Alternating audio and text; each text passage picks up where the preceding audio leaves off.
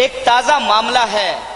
आप सब लोग टेलीविजन देखते होंगे, हालांकि टेलीविजन की दुनिया का अजब निराला है।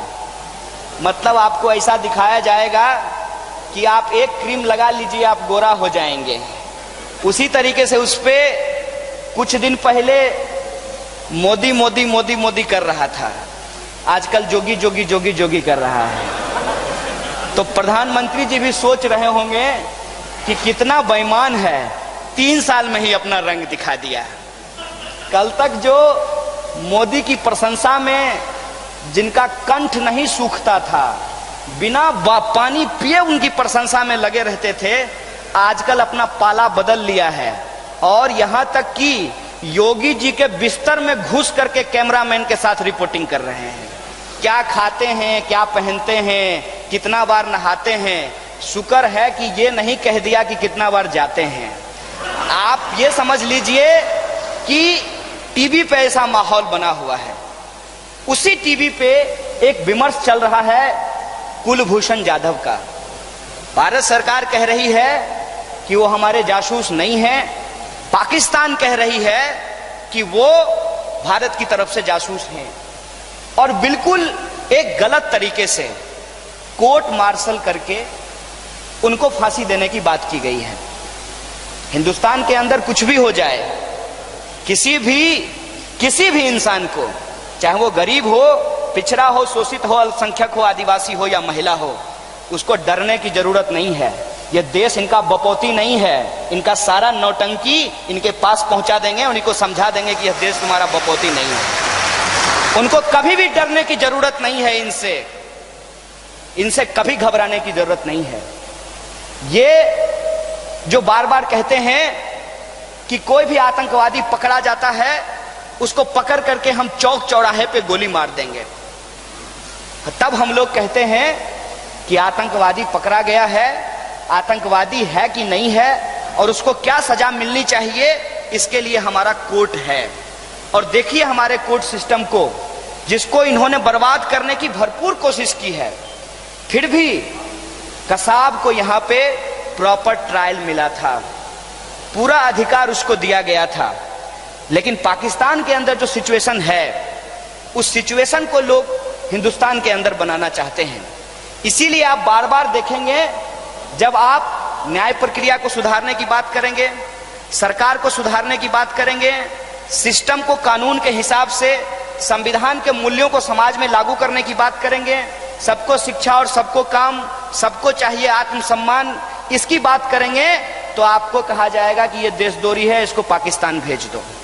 चिंता मत कीजिए, अगर हम लोग डर गए और यूनाइट नहीं हुए तो हिंदुस्तान को ही ये लोग पाकिस्तान बना देंगे।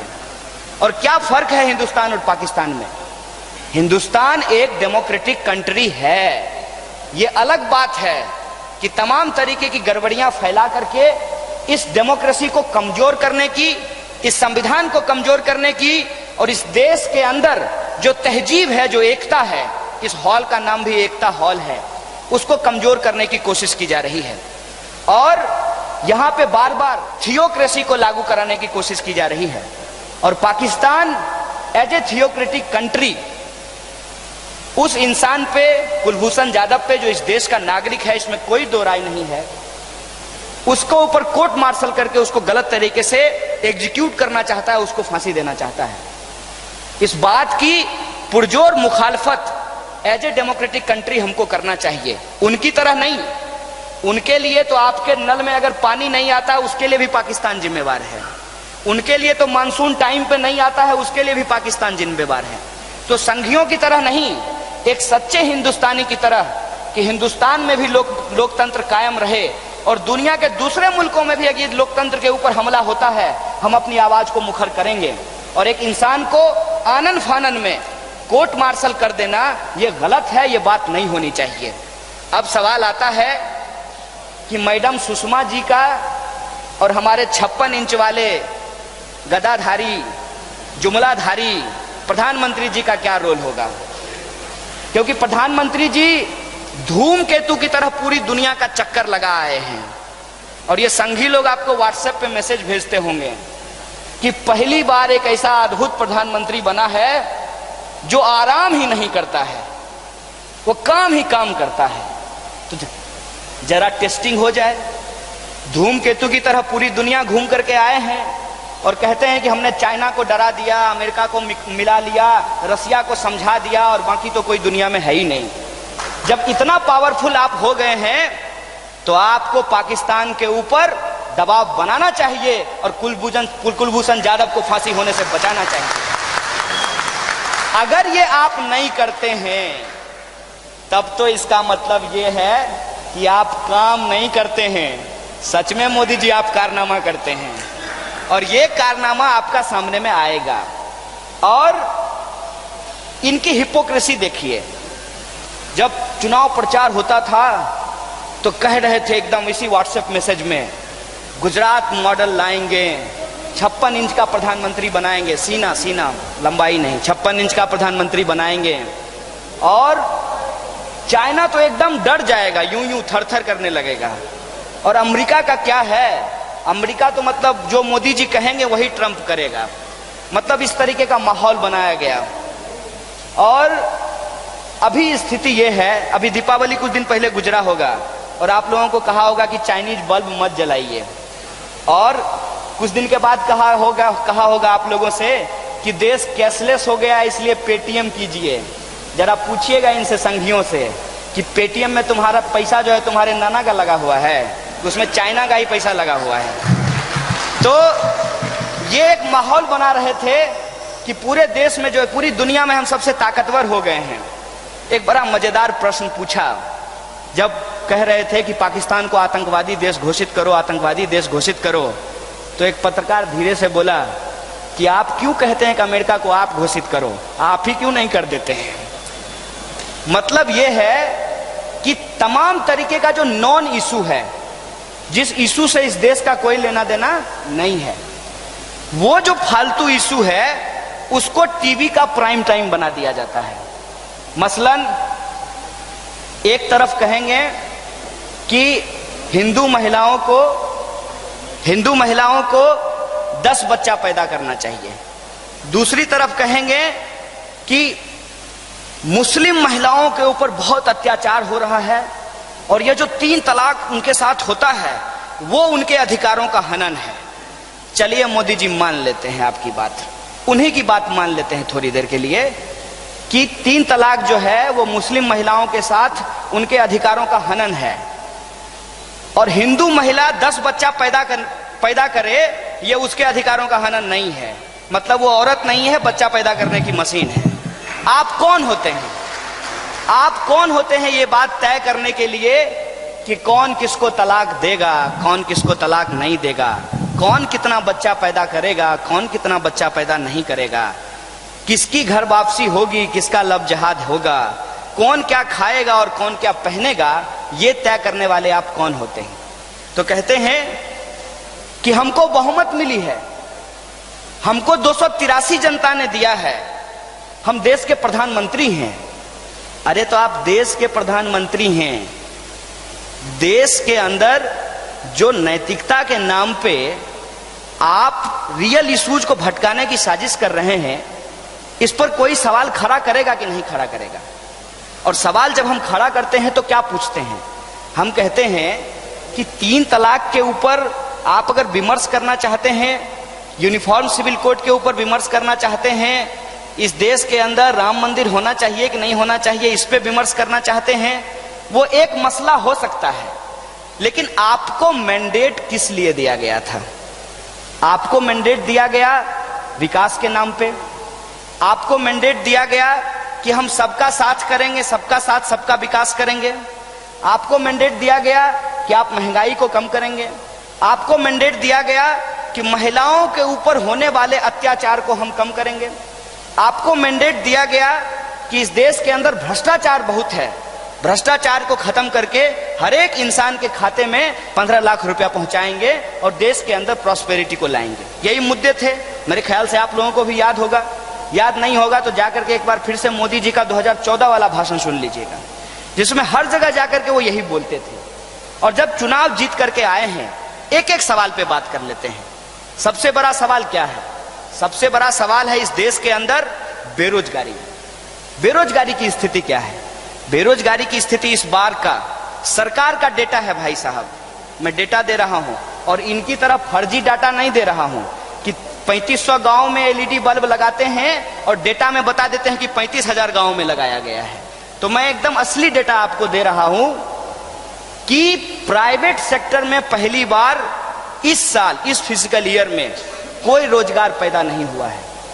और अजीम प्रेमजी का जो संस्थान है इन्फोसिस, जो अपने एम्प्लॉय को सबसे ज्यादा वेज देता था, सबसे ज्यादा फैसिलिटी देती थी और कभी भी उनको हायर एंड फायर नहीं करता था, उस कंपनी ने 9,000 एम्प्लॉय को बाहर किया है। और तमाम जो मीडिया हाउसेज हैं वहां पे डीमोनेटाइजेशन के बाद लगभग 50% जो नौकरी करने वाले थे उनके रोजगार में कटौती की गई है। सरकार का आंकड़ा है कि इस देश में लगभग 6 से 7 लाख इंजीनियर हर साल बनते हैं और पिछले साल 1,35,000 रोजगार पैदा किया गया। मतलब हर साल 2 करोड़ का रोजगार पैदा करने का इनका वादा इनकी तरह ही झूठ है। दूसरा सवाल है महंगाई का। इस पे तो हमको ज्यादा कुछ बोलने की जरूरत नहीं है। आप सब लोग रोज बाजार जाते हैं, रोज सब्जी दाल नून तेल खरीदते हैं, आपको बढ़िया से पता चल रहा होगा कि महंगाई घटी है कि महंगाई बढ़ी है। मेरी जानकारी के हिसाब से महंगाई बढ़ी है।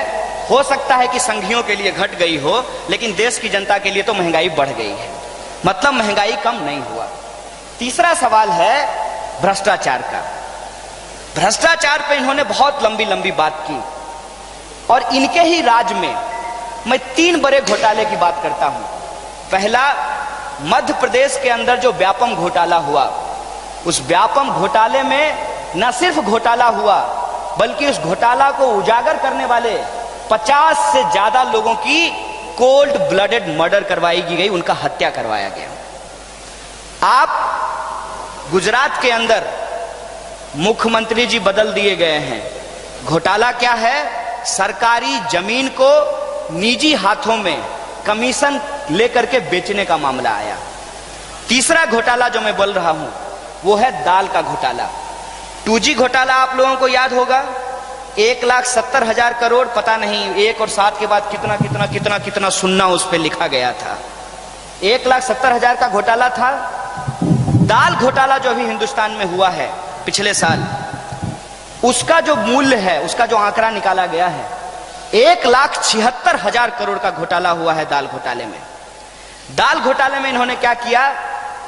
इनका तो जानते होंगे कि दायां और बायां, राइट एंड लेफ्ट, इनकी पीठ पे 2 लोग हाथ रखे हुए हैं। एक तरफ अंबानी है, दूसरी तरफ अडानी है। इस देश में पता नहीं चलता है कि आडवाणी बीजेपी के बड़े नेता हैं कि अंबानी बीजेपी के बड़े नेता हैं, क्योंकि प्रधानमंत्री जी के पीठ पे अब आडवाणी जी का हाथ नहीं होता है, अंबानी जी का हाथ होता है। तो ये अंबानी और अडानी जो है उस देश के अंदर कॉरपोरेट लूट मचाए हुए हैं।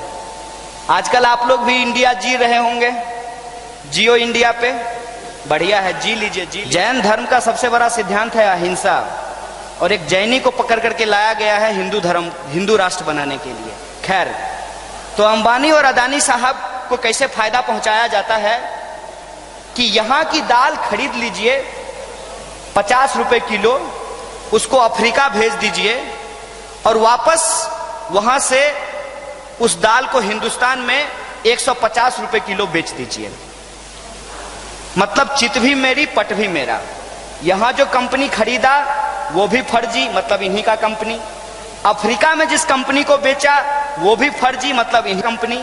मतलब खुद ही सामान खरीदते हैं और खुद को ही बेच देते हैं और बाद में वही सामान सरकार के हाथों बेच देते हैं और हमारे आपके टैक्स का जो पैसा है वो इनको कमीशन के रूप में चला जाता है।